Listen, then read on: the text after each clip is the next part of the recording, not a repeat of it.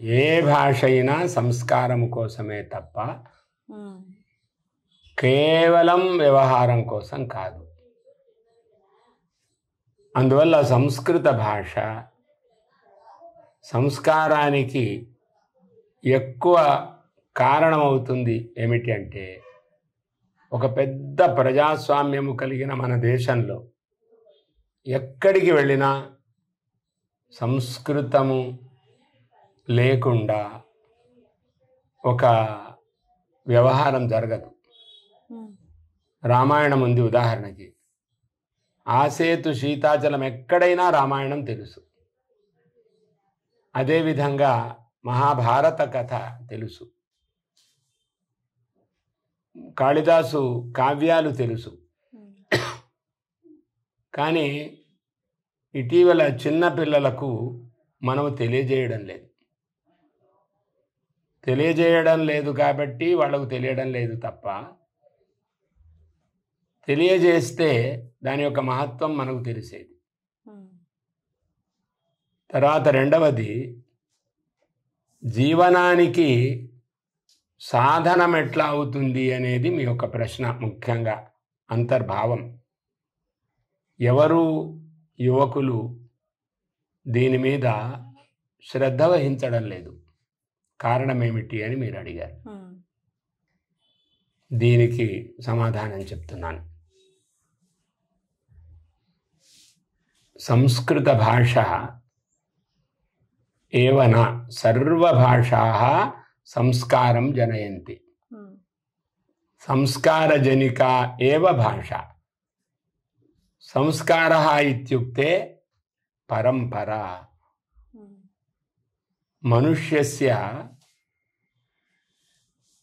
ఏవ పరంపరా అస్తి. పశోః పరంపరా నాస్తి, పక్షిణः పరంపరా నాస్తి. జీవన సాధనం అస్తి. మాతా కిం కరోతి ఇతి పశ్యతి, పుత్రీ పక్షిణీ అపి తథైవ కరోతి. పితా శునకः యథా కరోతి తథా పుత్రः శునకः अपि करोति. एवं माता शुनी यथा करोति, पुत्री अपि शुनी तथा करोति. एतत् उच्यते परंपरा. पशुपक्षी कृमिकीटकादीनां परंपरा सहजा परंपरा. मनुष्याणां परंपरा सहजा परंपरा न भवति. सहजा परंपरा यदि मन्यते मनुष्यः पशुर्भवति. मनुष्यः पशुः भवतु वा? वदतु. न भवतु. మనుషుడు పశువు కావద్దనే నా మీ ఉద్దేశం. గట్టిగా చెప్పండి. కావద్దు. పక్షి కావాలా? పక్షిలాగా ఏది అవద్దు. అవద్దు అంటే మనుష్యుడు జ్ఞానమును ప్రధానంగా ఆలోచించాలి, ధర్మమును ప్రధానంగా ఆలోచించాలి. జ్ఞానము ధర్మము అనేవి ఈ రెండు భాషలో ఉంటాయి. ముఖ్యంగా మన భాషలో ఉంటాయి. మన భాషలు జ్ఞానాన్ని ధర్మాన్ని తెలియజేయడం కోసమే తప్ప బ్రతుకు కోసం కాదు. మరి ఈ కాలంలో బ్రతుకు కోసం కదా మనం చదువుతున్నాం. మీ ప్రశ్న మహా ప్రశ్న ఒకటి. అందరినీ మనము బ్రతుకు కోసం పాఠశాలలోకి పంపిస్తున్నాం. వస్తుతః ఏతత్ న కర్తవ్యం. మనకుండే బాధ్యతను వదిలేసేసి మనం పాశ్చాత్యుల్లాగా మన పిల్లల్ని పాశ్చాత్యపు పిల్లల్ని చేసేసాం. అసలు జీవిక కోసం చదువు అనేది సిద్ధాంతము తప్పు. ఎవరికైనా అంతే. బ్రతుకు తెరువును ఎవరు చెప్పాలి? నేను ఇంతకు గురించి చెప్పినట్టుగా తల్లిదండ్రులు ఎలా పశుపక్షి క్రిమికీటకాదులకు కూడా బ్రతుకు తెరువు ఎవరు నేర్పుతున్నారు? అవి పాఠశాలలోకి వెళ్ళి చదవడం లేదు కదా. కాబట్టి అది సహజంగా వచ్చేటువంటి మార్గాన్ని మనం విద్యను అడ్డుపెట్టుకొని సహజంగా వచ్చే మార్గాన్ని వదిలేసేస్తున్నాం. ఇది తక్కువ వృత్తి అని, ఇది ఎక్కువ వృత్తి అని అనుకొని మనము వృత్తి పరంగా హీనత్వము, అధికత్వము ఒకటి ఏర్పాటు చేసుకున్నాం తలలో. ఏ వృత్తి హీనం కాదు, ఏ వృత్తి అధికం కాదు, ఒకసారి ఆలోచించాలి. కృషి క్షేత్రంలో వ్యవసాయం చేస్తే అది వృత్తి తక్కువ వృత్తి కాదు. కానీ మనం పిల్లల్ని వ్యవసాయానికి వెళ్ళమని మనం చెప్తున్నామా? ఒక గోపాలన చేయడం అనేది ఉందనుకోండి, ఆ గోపాలన వృత్తి చాలా నీచమైందా? మరి లేనప్పుడు దాన్ని మనం ప్రోత్సహించడం లేదు. అంటే అర్థం ఏమిటంటే సోమరితనాన్ని నేర్పడానికి పాశ్చాత్య అనుకరణం చేశాం. పాశ్చాత్యులలో ఈ సోమరితనాన్ని పెంచి పెంచి పెంచి వాళ్ళు మహామూర్ఖులైపోయి పశుజీవనంలాగా గడపడానికే జన్మ వచ్చిందని అనుకుంటున్నారు. ఇది వాస్తవమైన సత్యం.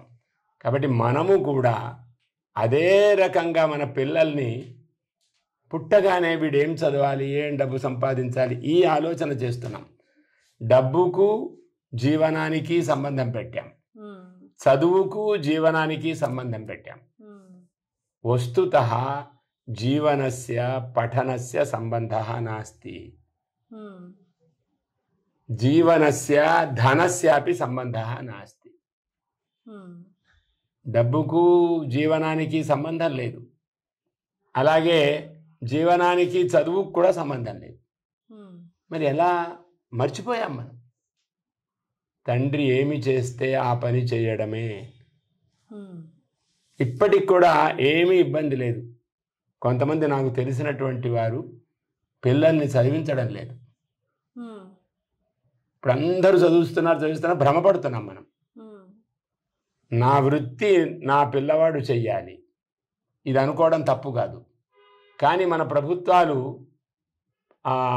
అన్నీ కూడా, మన ప్రభుత్వాలు, మన వ్యవస్థ అంతా కూడా చదవకపోతే మహాదోషం, చదవకపోతే మహాదోషం అని ఒక వ్యవస్థ చెప్పడం జరిగింది.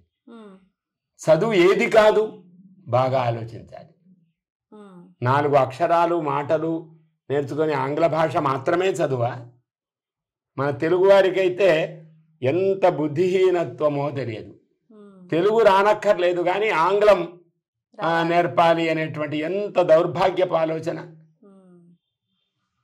తల్లి హృదయమునకు శల్యాన్ని కలిగింపజేస్తూ, అలాగే ప్రభుత్వ శాసనం వల్ల మీ పాఠశాలలో ఆంగ్లమే చెప్తారు అనేసరికి వాళ్ళు తలదించుకొని ఆంగ్లమే చెప్పుకుంటారు. రాదు, మాట్లాడాలి. ఇంకా తెలుగు ఎవరు మాట్లాడతారు? మనమే కావాలని మన భాషను వినాశనం చేసుకోవడానికి, మన భాష సంస్కారం లేని భాష, మన భాష వ్యర్థమైన భాష, డబ్బునిచ్చే భాష అనే భాషకు దానికి ఎందుకు సంబంధం పెట్టారో అర్థం కాదు.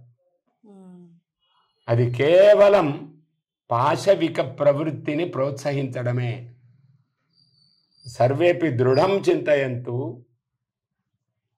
వయం యది పాఠశాలాయాం భాషా ద్వారా జీవనం భవతీతి వయం అస్మాకం మాతృభాషాం త్యజామః దేశస్య భాషాం సంస్కృత భాషాం త్యజామః తర్హి పశులోకే జనాన్ ప్రేషయామః. మన భాష కాని భాష మనకు పశు భాషే, పక్షి భాషే. బాగా గమనించండి. ఒక పక్షి కూసినట్టుగా కూస్తే మంచిదే, నైపుణ్యం వస్తుంది. కానీ పక్షి ఎగిరినట్టుగా మనం ఎగరలేం. ఒక పాశ్చాత్యుడు వాడు ఒక భాషను కూస్తే అదే మనము కుయ్యాలని ఎందుకు అనుకోవాలి? ఇది పెద్ద దౌర్భాగ్యము పెద్దల యొక్క మనస్సుల్లో పుట్టింది. తల్లిదండ్రుల మనస్సులు పాడైపోయినాయి. నా భాష వద్దు, తల్లికి ఇంట్లో ఉండే నా భాష అక్కర్లేదని తల్లి తన భాషను మర్చిపోతుంది. మాతృభాష ప్రేమ నష్టం, ఏవం జీవన మార్గ అపి నష్ట. ఈ రెండు ఎక్కడైతే నశిస్తాయో, ఒక పక్షి అయితే తన తల్లి ఎలా కూస్తుందో అలా కూస్తోంది కదా, ఇంకొక పక్షి కూతను నేర్చుకుంటుందా? అది లేదు. ఒక శునకము కానీ, ఒక పులి కానీ, ఒక పశువు కానీ, ఒక జంతువు కానీ వేరే భాష నేర్చుకుంటుందా జీవనం కోసం? మనుష్యుడు ఎందుకు నేర్చుకోవాలి? తల్లిదండ్రులు ఇచ్చినటువంటి భాష మీద ఎందుకు ఈ ద్రోహబుద్ధి కలగాలి? ఇది కూడా తెలియకుండా పాశ్చాత్యులు చేసిన కుట్రలో ఒక భాగం. దానికి దాసులైనటువంటి మన ప్రభువులు కానీ, మన అధికారులు కానీ, వేషం ఉందనుకోండి, మీరు చక్కగా వేషం వేసుకొని వచ్చారు, భారతీయ వేషం. ఈ వేషం మీ పిల్లకు నేర్పకూడదా? మీ తల్లిదండ్రులు నేర్పారు కదా, చిన్నప్పటి నుంచే నేర్పితే వాళ్ళు ఇలా కట్టుకుంటారు. మీరు కట్టుకోరు. మీ యొక్క, మిమ్మల్ని అంటున్నాను ఉదాహరణగా చెప్తున్నా, మీ తల్లి కట్టుకున్నది మీరు కట్టుకున్నారు, మీ పిల్ల కట్టుకుంటుంది, ఒక పరంపర. వాళ్ళలాగా మనం ఉండాలి, వాళ్ళలాగా ఉండాలి అని అనుకరణ బుద్ధి మనకెందుకు కావాలి? అలాగే మగవాళ్ళు ఎవ్వరూ కూడా, ఇక్కడ ఉండేవాళ్ళు కానీ నా ఎదురుగుండా ఉండేవాళ్ళు ఎవరైనా కూడా, మగవాళ్ళు పూర్తిగా ఎందుకు తమ వేషమును పాశ్చాత్య వేషంగానే ఉంచుకుంటున్నారు? వాళ్ళు ఈ దేశంలో పుట్టలేదా? మీరు పుట్టినట్టుగా వాళ్ళు పుట్టారు కదా. ఎందుకు మగవాళ్లకు ఆడవాళ్లకు ఎందుకు భేదం ఉండాలి? మీరేమో ధర్మాన్ని సంస్కృతిని కాపాడాలి, వాళ్ళు కాపాడకూడదా? ఇద్దరు కాపాడాలి అనేటప్పుడు ఏం జరగాలి? వేషం అనేది భారతీయ వేషమునే ధరించాలి. ఎవరికైనా ధైర్యము దమ్ము ఉంటే మా భారతీయ వేషమని, మన సాంప్రదాయిక వేషాన్ని మనం ధరించి కార్యాలయాలకు వెళ్ళాలి. ఎవరేమంటారు? కేవలం స్త్రీలకు మాత్రమే ఇదంతా బాధ్యత, పురుషులకు అక్కర్లేదా? అతయేవ భాషాయా ద్రోహ జాత.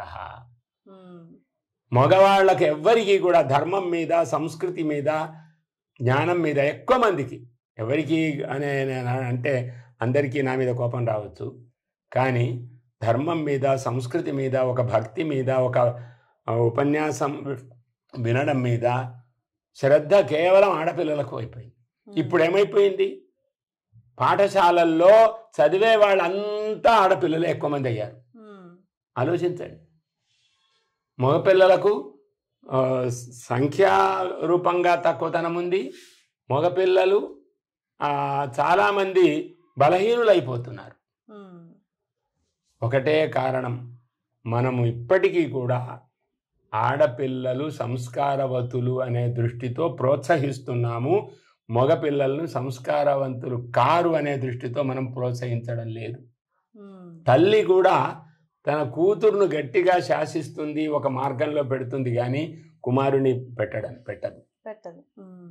ఒక తండ్రి కూడా అంతే, కూతురు అంతే, అలా ఉండాలి అని అనుకుంటున్నారు. ఇప్పుడు ఇటీవల మారిపోతున్నారు, కూతుళ్ళు కూడా మారిపోతున్నారు. ఎందుకు నేను మాత్రమే, తమ్ముడికి అలా ఉంది నాకెందుకు అని చెప్పని ఆమెకు వ్యతిరేక భావం వస్తుంది. భారతదేశే వ్యతిరేక భావ నాస్తి, సర్వత్ర ఏక ఏవ భావ. అతః సంస్కార రక్షణార్థం ఏతత్ వేషః, భాష, ఇతిహాసః.